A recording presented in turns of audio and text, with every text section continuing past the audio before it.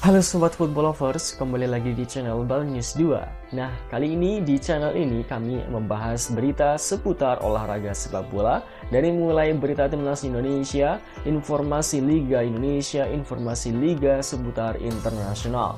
Bagi kalian yang belum subscribe channel ini, bisa langsung di subscribe dan nyalakan loncengnya agar kalian tidak ketinggalan video terbaru dari kami. Baiklah, langsung saja kita masuk ke video pembahasannya. Hasil lobi Sintayong berbuah manis, kepastian debut Martin Paes bersama skuad Garuda, aksi usil Sandy Walsh ganggu Marcelino Ferdinand.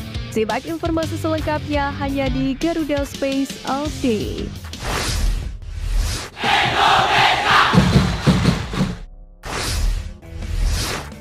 Klub kasta tertinggi Liga Belanda SC Heerenveen memastikan bahwa Tom Haye dan Nathan Jeon akan menjalani debut membela timnas Indonesia, yakni saat berjumpa Vietnam di kualifikasi Piala Dunia 2026. Hal itu diungkapkan SC Heerenveen lewat laman resmi klub. Kualitas keduanya dianggap mampu mengangkat performa skuad Garuda yang kini menempati juru kunci grup F. Selain Tom Haye dan Nathan Jeon, Sintayong juga memanggil pemain anyar keturunan yakni Ragnar Oratmangun dan JIZ. Ini jadi pertama kalinya bagi Ragnar dan JIZ dipanggil membela timnas Indonesia. Bahkan JIZ sendiri telah menjalani sumpah WNI, tinggal membuktikan kualitasnya bersama tim Merah Putih. Ketua Umum PSSI Erick Thohir memberikan kabar terkini soal pemain keturunan Indonesia Martin Paes yang dalam proses naturalisasi. Menteri BUMN itu menyebut Martin Paes baru bisa memperkuat timnas Indonesia paling cepat pada Juni 2024 nanti.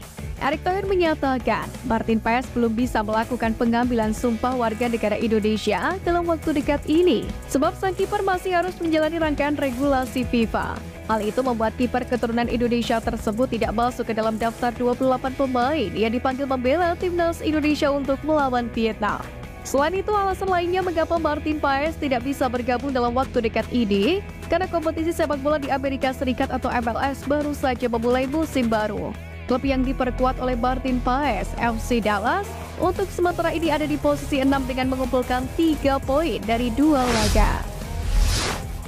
Bek timnas Indonesia Justin Hubner membantah kabar yang mengatakan dirinya masuk skuad untuk laga Wolverhampton Wanderers versus Fulham di lanjutan Liga Inggris.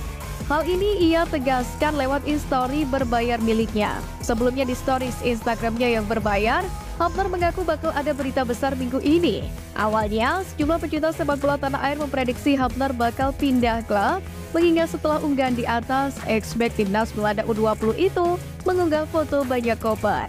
Namun rumor pindah klub langsung menguap setelah banyak akun sepak bola yang mengatakan bahwa Justin Hubner masuk skuad untuk laga Wolverhampton Wanderers versus Fulham. Penilaian itu muncul karena nama Hubner terdaftar di laman resmi Premier League untuk laga Wolverhampton versus Fulham nanti. Namun, meski ada nama Justin Hubner di laman resmi Premier League, bukan jaminan bek berdarah Belanda Indonesia itu akan tampil bersama tim senior Wolverhampton. Belakangan sepak bola tanah air dihebohkan dengan permainan keras Wahyudi Habisi kala PSS Sleman berhadapan dengan tuan rumah Persebaya Surabaya. Meski telah mengklarifikasi aksi tersebut, Wahyudi Habisi terus mendapatkan kecaman dari banyak pihak.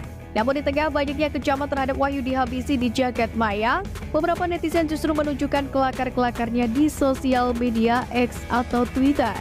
Dikutip dari akun X Extra Time Indonesia, sebagian netizen menyebut bahwa Wahyudi Habisi harusnya dipanggil timnas Indonesia saat bersuap Vietnam di kualifikasi Piala Dunia 2026 zona Asia, yakni pada Maret 2024 ini. Bahkan ada pula netizen lain yang berkelakar mendapatkan informasi jika Wahyudi Habisi akan masuk penggantian Tom Haye di starting 11 kala melawan Vietnam. Pelatih Vietnam Philippe Troussier harus menerima fakta badai cedera yang menghantui skuad asuhannya. Tercatat ada 5 nama yang berpeluang absen melawan timnas Indonesia. Pemain tersebut yakni Doan Van Hal, Van Lam, Phung Dung, Tuan An, dan Nok Hai. Hal tersebut membuat Philippe Troussier harus bergerak cepat untuk menemukan solusi. Media Vietnam Swadovian menilai bahwa pelatih asal Prancis itu bakal memanggil beberapa pemain veteran sebagai gantinya. Lebih banyak pemain senior timnas Vietnam yang tampil cukup apik di liga, seperti contohnya yakni Nguyen Hai Hui, Van Tien, Nguyen Hu Tuan, Van Phu To, hingga Tung Quoc. Sohal lantas berpendapat, Vietnam memang harus memanggil pemain berpengalaman ketika melawan timnas Indonesia. Pasalnya pertandingan nanti digelar di kandang Indonesia, sehingga mental para pemain menjadi faktor yang penting.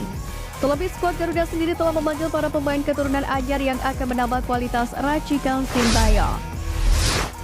Belakangan ini kondisi rumput Stadion GBK terlihat buruk di mana beberapa titik rumput terlihat kuning dan permukaan rumput tidak rata. Hal itu terlihat saat timnas Indonesia U20 melakukan uji coba melawan Thailand pada Januari 2024. Sebab penggunaan Stadion GBK bukan hanya sekedar untuk kegiatan sepak bola saja. Acara lainnya di luar olahraga mulai musik, keagamaan hingga acara politik bisa berlangsung di sana.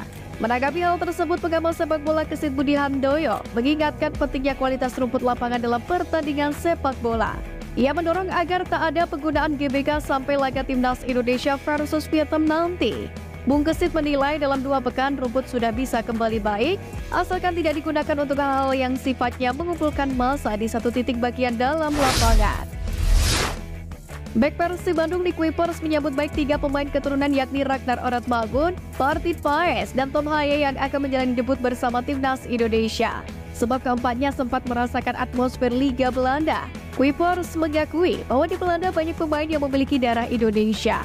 Pemain berusia 31 tahun ini menilai bahwa tidak semua pemain tersebut sempat jadi lawannya di lapangan. Namun untuk Ragnar, Tom Haye, dan Martin merupakan pemain berkualitas yang saat ini berkarir di Eropa. Dia pun berharap mereka bisa beradaptasi dengan baik dengan sepak bola Asia. Kuipers sendiri percaya 3 pemain tersebut bisa membawa skuad Garuda ke level yang lebih baik.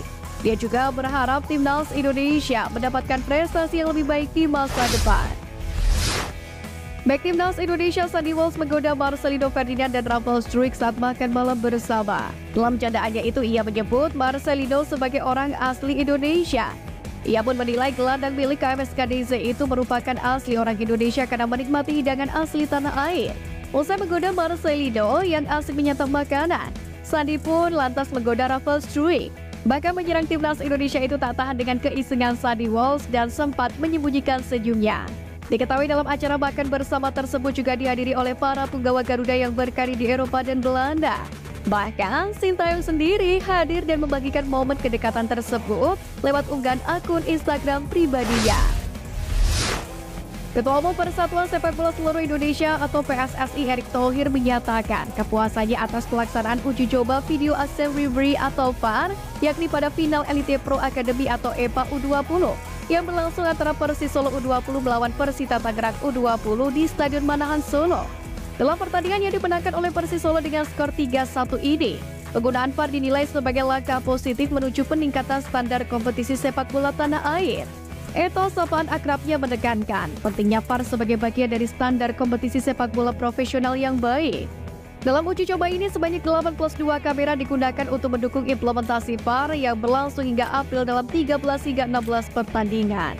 Erick Thohir pun menyampaikan bahwa PSSI telah menugaskan wasit VAR dengan peringkat teratas setelah mengikuti pelatihan selama 6 bulan terakhir atas masukan dari FIFA. Selain itu, Menteri BUMN tersebut menambahkan bahwa selama uji coba VAR berlangsung, FIFA akan melakukan asesmen atau penilaian, yakni untuk VAR Batch 1, menegaskan komitmen PSSI untuk memenuhi standar internasional. Sekian News Flash kali ini Sobat Garuda, mari terus dukung perjuangan timnas Indonesia. Nantikan News Flash edition dari Garuda Space selanjutnya. Terima kasih dan salam.